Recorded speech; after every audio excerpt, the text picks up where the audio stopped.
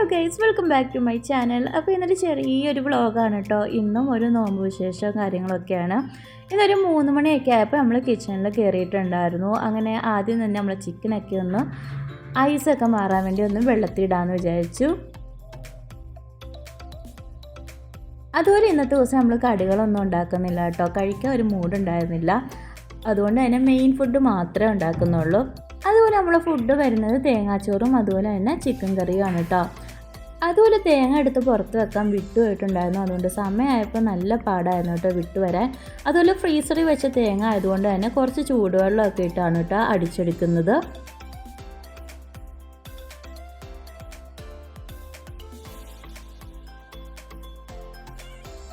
അങ്ങനെ നമ്മൾ തേങ്ങാപ്പാലൊക്കെ ഒന്ന് അരിച്ചെടുക്കുന്നുണ്ട്. അതുപോലെ നമ്മൾ കുക്കറിൽ ജീരകശാല റൈസ് വെച്ച് നല്ല സിമ്പിളായിട്ടുള്ള തേങ്ങാച്ചോറാണ് കേട്ടോ ഉണ്ടാക്കുന്നത്. അങ്ങനെ നമ്മൾ പാലൊക്കെ ഒന്ന് അരിച്ച് മാറ്റിയതിന് ശേഷം നമ്മളുടെ കറിക്ക് വേണ്ടിയും അതുപോലെ തന്നെ ചോറിന് വേണ്ടിയുള്ള സവോള, ഇഞ്ചി, വെളുത്തുള്ളി അങ്ങനത്തെ ഐറ്റംസൊക്കെ ഒന്ന് ക്ലീൻ ചെയ്തെടുക്കുന്നുണ്ട്. അതുപോലെ ഇത് നമ്മൾ ലാസ്റ്റ് നോമ്പിൻ്റെ വീഡിയോ ആണ് കേട്ടോ ഇത്. അതുപോലെ തന്നെ ഇത്തവണ നമുക്ക് ഈദ് ഷോപ്പിങ്ങും കാര്യങ്ങളൊന്നും ഇല്ല കേട്ടോ. നാട്ടിൽ നിന്ന് തന്നെ നമ്മൾ ഡ്രസ്സൊക്കെ കൊണ്ടുവന്നിട്ടുണ്ടായിരുന്നു. പിന്നെ വാവയ്ക്കൊക്കെ പുതിയ ഒരുപാട് ഡ്രസ്സ് കിട്ടിയിട്ടും ഉണ്ടായിരുന്നു. അതുകൊണ്ട് ഇവിടെ നിന്ന് വലിയ ഷോപ്പിംഗ് ഒന്നും ചെയ്യുന്നില്ല കേട്ടോ. അങ്ങനെ നമ്മൾ സംഭവങ്ങളൊക്കെ ഒന്ന് ക്ലീൻ ചെയ്തെടുക്കുന്നുണ്ട്.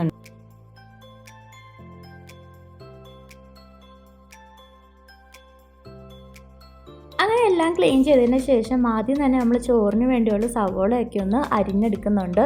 സാധാരണ തേങ്ങാച്ചോറ് ഉണ്ടാക്കുമ്പോൾ ചുമന്നുള്ളിയാണ് കേട്ടോ മിക്കവരും ചേർക്കുക. ഇപ്പോൾ എൻ്റെ ചുമന്നുള്ളി ഇല്ല, അതുകൊണ്ട് ഞാൻ സവോളയാണ് കേട്ടോ ചേർത്ത് കൊടുക്കുന്നത്.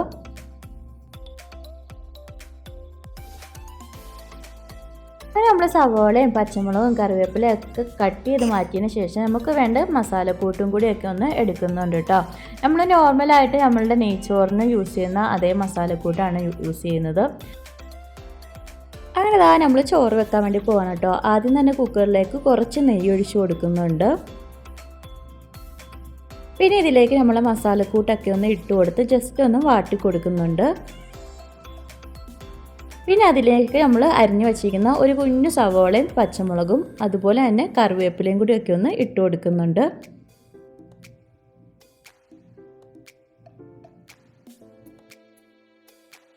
അതുപോലെ ഈ ഒരു രീതി വെച്ച് കഴിയുമ്പോൾ ഭയങ്കര ടേസ്റ്റാണ് കേട്ടോ. ഇവിടെ ഭയങ്കര ഇഷ്ടമാണ് തേങ്ങാച്ചോറ്. ഇത് കറിവേപ്പില നമ്മൾ നാട്ടിൽ നിന്ന് കൊണ്ടുവന്നതാണ് കേട്ടോ. അപ്പോൾ കുറേ ദിവസം ഫ്രിഡ്ജിൽ ഇരുന്നുകൊണ്ടാണ് ഈ ഒരു നിറമൊക്കെ. പിന്നെ നമ്മൾ തേങ്ങാപ്പാൽ എടുക്കുന്നുണ്ട്. അപ്പോൾ ഞാൻ 2 ഗ്ലാസ് അരിയാണ് എടുക്കുന്നത്. 2 ഗ്ലാസ് അരിക്ക് 2 ഗ്ലാസ് തേങ്ങാപ്പാലും 2 ഗ്ലാസ് നോർമൽ വാട്ടറുമാണ് കേട്ടോ യൂസ് ചെയ്യുന്നത്. പിന്നെ നമ്മൾ സവോളയൊക്കെ ഒന്ന് വാടി വന്നതിന് ശേഷം നമ്മൾ 2 ഗ്ലാസ് തേങ്ങാപ്പാലും അതുപോലെ 2 ഗ്ലാസ് വെള്ളവും കൂടിയൊക്കെ ഒന്ന് ഒഴിച്ചു കൊടുക്കുന്നുണ്ട്. ഇനി ഇതെല്ലാം നല്ലപോലെ ഒന്ന് മിക്സ് ചെയ്തതിന് ശേഷം ഒന്ന് നന്നായി തിളച്ച് വരണം കേട്ടോ. ആ ടൈമിൽ നമുക്ക് വേണ്ട അരിയും കൂടി എടുക്കുന്നുണ്ട്. ഈ ഒരു തേങ്ങാച്ചോറ് നമുക്ക് കുത്തരി വെച്ചും അതുപോലെ തന്നെ നീളത്തിലുള്ള അരി വെച്ചും എങ്ങനെ വേണമെങ്കിലും ഉണ്ടാക്കാം. ഇപ്പോൾ ഞാൻ എടുക്കുന്നത് ജീരകശാല റൈസ് വെച്ചാണ് കേട്ടോ. അപ്പോൾ ജീരകശാല റൈസ് വെച്ച് ഉണ്ടാക്കുമ്പോൾ നല്ല അടിപൊളി ടേസ്റ്റ് തന്നെയാണ്. അങ്ങനെ ഞാൻ 2 ഗ്ലാസ് അരി എടുക്കുന്നുണ്ട്. ആ ഒരു ടൈമൊക്കെ ആയപ്പോൾ നമ്മൾ തേങ്ങാപ്പാലൊക്കെ നല്ലപോലെ ഒന്ന് തിളച്ച് വന്നിട്ടുണ്ടായിരുന്നു. ഇനി നമുക്കിതിലേക്ക് നമ്മൾ അരിയും കൂടി ഒന്ന് ഇട്ട് കൊടുക്കാം. അതോടൊപ്പം നമ്മൾ ഉപ്പ് ചേർത്തിട്ടുണ്ടായിരുന്നില്ല. ഈ ഒരു ടൈമിൽ ആവശ്യത്തിന് ഉപ്പും കൂടി ചേർത്ത് നല്ലപോലെ മിക്സ് ചെയ്തതിന് ശേഷം ഒന്ന് അടച്ച് വെച്ച് കറക്റ്റ് ഒരു വിസിൽ അടുപ്പിച്ച് കഴിയുമ്പോൾ നമ്മൾ തേങ്ങാച്ചോറ് റെഡിയാവും കേട്ടോ.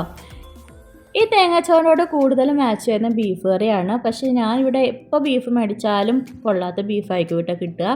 അതുകൊണ്ട് ചിക്കൻ കറി വെക്കാമെന്ന് വിചാരിച്ചു. അങ്ങനെ ചിക്കൻ കറി വെക്കാൻ വേണ്ടി ഫ്രൈ ചെയ്ത് വെക്കാനാട്ടോ വിചാരിക്കുന്നത്. അങ്ങനെ നമ്മൾ മുളക് പൊടിയും മഞ്ഞൾപ്പൊടിയും ഗരം മസാലയും ഉപ്പും എല്ലാം കൂടി ചിക്കനിലൊന്ന് പുരട്ടി വെക്കാമെന്ന് വിചാരിച്ചു ആദ്യം തന്നെ. അതിനുശേഷം കുറച്ച് സമയം ഫ്രിഡ്ജിലേക്ക് മാറ്റാമെന്ന് വിചാരിച്ചു.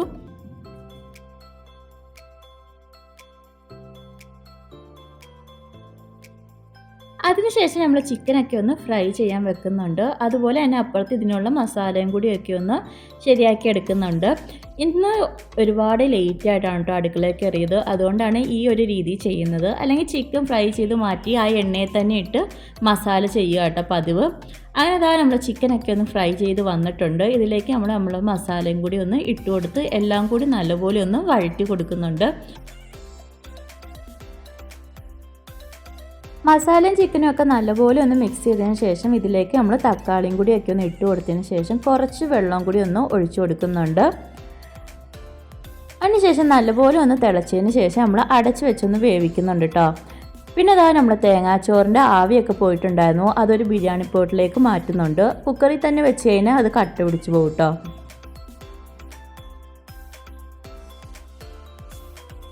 പിന്നെ അതാ സ്നാക്സ് ഒന്നും വേണ്ടെന്ന് പറഞ്ഞിട്ട് ഇക്ക ജോലി കഴിഞ്ഞ് വന്നപ്പോൾ ഇതുപോലെ സ്നാക്സൊക്കെ മേടിച്ചുകൊണ്ടാട്ടോ വന്നത്.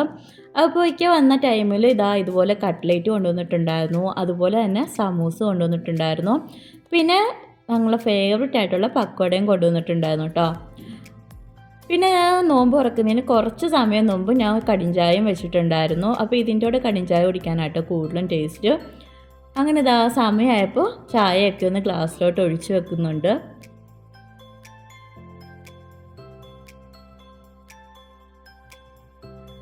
അങ്ങനെ നമ്മളുടെ ബാങ്കൊക്കെ കൊടുത്ത ടൈമിൽ നമ്മൾ നോമ്പ് തുറക്കാൻ വേണ്ടി പോവാണ് കേട്ടോ.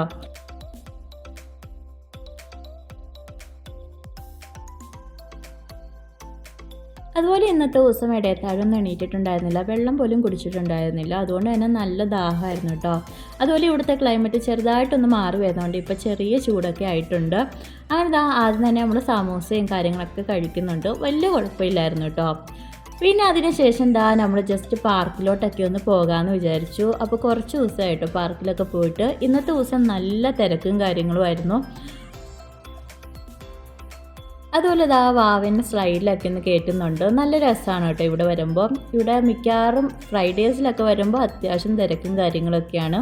പിന്നെ ഒരുപാട് പിള്ളേരൊക്കെ ഉള്ളതുകൊണ്ട് വാവയ്ക്കും നല്ല ഇഷ്ടമാണ് കേട്ടോ.